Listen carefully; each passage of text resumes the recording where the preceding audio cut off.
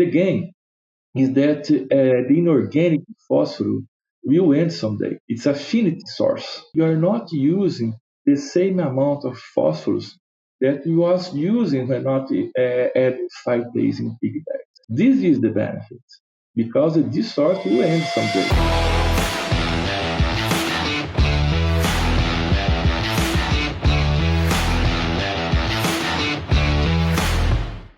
Welcome to the Swine Nutrition Black Belt Podcast, the latest swine nutrition research digested for you. I'm your host, Clayton Chastain, and today we have with us Dr. Paulo Cesar Paza, an associate professor at the State University of Maringa. So Paulo, before we begin, could you tell the audience a little bit about your background? Okay, Clayton. First of all, I'd like to thanks for the invitation, to be here with you and to tell you that I'm very happy, to be participating in this podcast, okay? I am an animal scientist, okay? I am working with swine nutrition about 27 years. Nowadays, I am a professor at the State University of Maringá, as you told before, and we are carrying out many experiments, many research here in our university, in mainly in three different research lines, but of course we don't have time to talk about all of these three research lines today, but I am open to try to explain a little bit about what we are working here at our university. Yes, and thank you for coming on the show as well. So I understand that at the State University of Maringa, you've done some work with evaluating life cycle assessment in pigs and also their relationship with the environment. So to start us off, what all research has your team done on this topic? Okay, as I told you, this is one of the research lines we are working nowadays. We are working with life cycle assessment about 7 years, associating the life cycle assessment with some swine practice. You see, during many years, all of the researchers, and of course, all of us, had that preoccupation to evaluate the emissions, the expressions of some nutrients to the environment.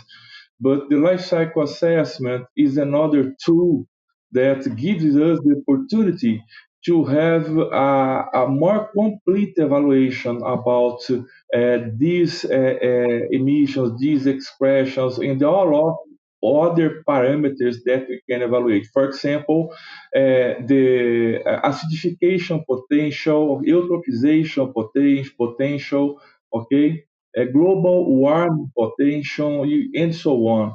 So it's a more complete approach because you see, you need to make a lot of inputs.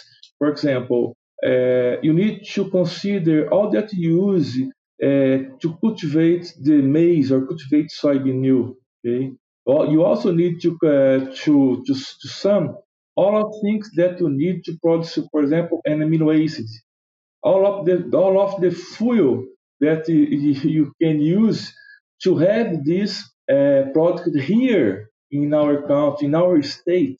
As U.S., for example, Brazil is a very big country, and you need to perform a life cycle assessment to specific regions of the country. You cannot work with only one life cycle assessment when you are talking about nutrition and life cycle assessment. So there is a need to perform for the southern Brazil, West Brazil, and so on. And you have many differences. For example, here in southern Brazil, we use a soybean meal that's cultivated a long time ago, for example. This is not a deforested soybean, a land that was deforested. So you have a low, for example, low emissions, a low environmental problems using this kind of soybean, in diet, soybean meal. So you see, you have all the inputs and have the output. So you are working with nutrition to mitigate all of these parameters. For example, acidification, global warming potential, as I told you, land occupation, and so on. That are improve the parameters to measure the environmental problems that may be occurring. Gotcha. So you said earlier that it's a little bit, the life cycle assessment is a little bit dependent on the region or area that you're in. Is that mainly due to like feed ingredient cost and availability, or is that also kind of more dependent on climate and the environment in the region that you're in? Yeah, it's good to understand, for example, why to work with different life cycle assessment for different regions. An example here in our state, at Paraná State, we have a lot of corn cultivated here. So we do not waste a lot of fuel for the transportation of this corn. And when you are working, for example, with big production in a state of the north of Brazil, you need to waste more fuel for the transportation, for the logistics of this corn. And so all of these wastes of fuel consumption and so on need to be calculated and you be part of the input because you see you are corroborating for some parameters that are not good.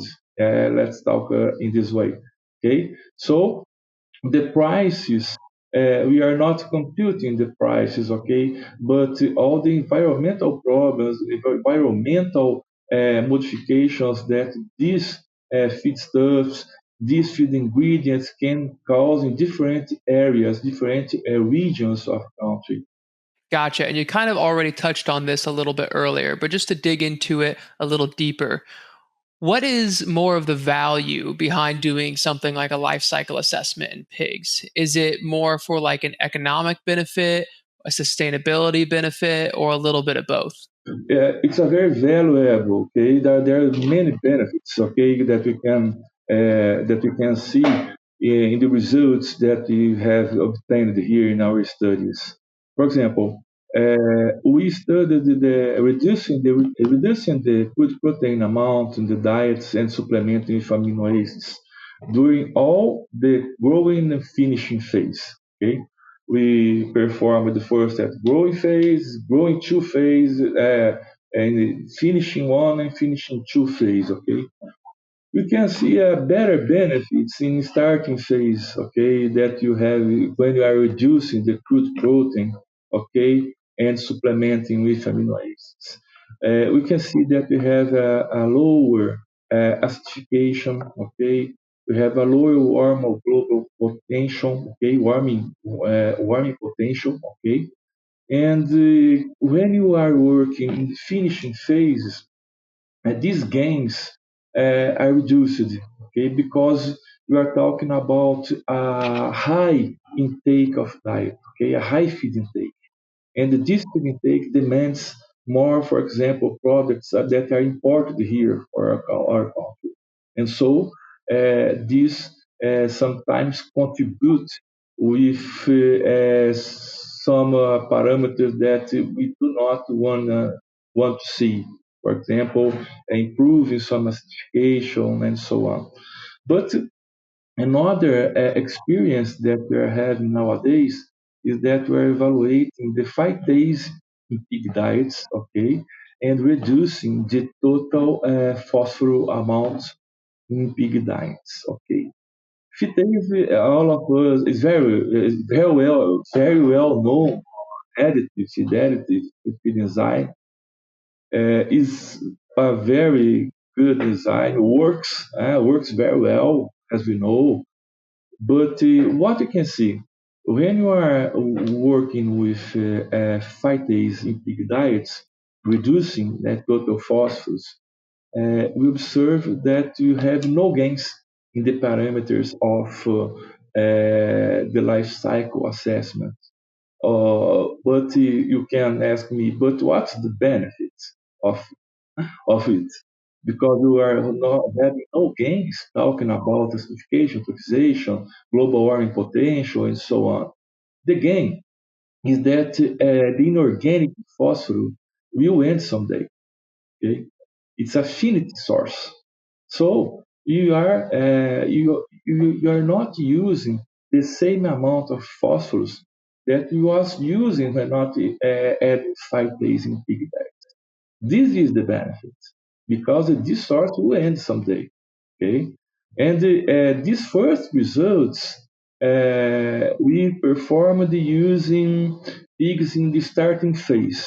Okay, from 15 to about 30 kilograms. Okay, and nowadays we are performing another study with the growing one phase. And in some days, I believe in about 2 or 3 months, we will be starting the experiment with the growing two phase. Okay, and we will perform it until the finishing two phase. Okay, until the end of the growing finishing phase. But we have only the conclusions about the starting phase, and you observed this, okay, that there is no gains talking about the parameters of the life cycle assessment. But the benefit is that someday this resource will finish, okay, the inorganic fossil will end. Some people talk about 100 years, something like this. And you already touched on this a little bit earlier when you talked about working with phytase. But I guess my final question for you is, what studies do you have ongoing right now, and what studies do you plan to do in the future in terms of evaluating life cycle assessments in pigs? We have scheduled, okay, to finish this experiment that I told you, okay, to make these studies with growing phase and finishing phase separately, okay, not using the same pigs since 12 kilograms until 120, and no, okay, for each phase. Okay, we are talking about 2 experiments for each phase, okay. After that, our plan is to start working with a blend of enzymes, okay? So using phytase and one more enzyme in this blend or complex, okay? Or a blend or a complex. It's easier to work with a blend because you need to know the amount of each enzyme, okay? The proportion of each enzyme you have in that blend, okay? The exactly amount to calculate, to make all the models, okay, to have the inventory of this feed ingredient, because you need to have the inventory for each feed ingredient. So we are planning to work to end the experiments with phytase, and after that to work with the blend of enzymes, a blend of enzymes. Okay. A leader in swine nutrition solutions driven by science. Novus's products and services look at the whole animal, focusing on productivity and well-being, in order to feed the world affordable and wholesome food. For more information, visit Novus's website at www.novusint.com. Awesome. Well, thank you, Paulo, for coming on the show and sharing all your research that you've done with us. Thank you very much, okay, for the invitation. And I'm grateful again, okay, and I'd like to thank everybody that worked together with me. Okay, you can't make nothing, okay, alone. How you know about this? All the research you are carrying out depends on a lot of graduate and undergraduate students, technicians, and other professors and other research that have good partnerships. And I would like to thank all of my team.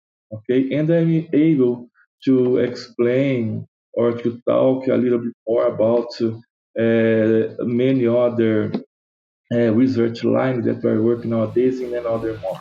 Okay, thank you again. Yep, and to everyone else, thank you for listening to the Swine Nutrition Black Belt podcast. Please visit us at swinenutritionblackbelt.com, and don't forget to subscribe to our podcast channel so you won't miss out on the next episode. See you next week.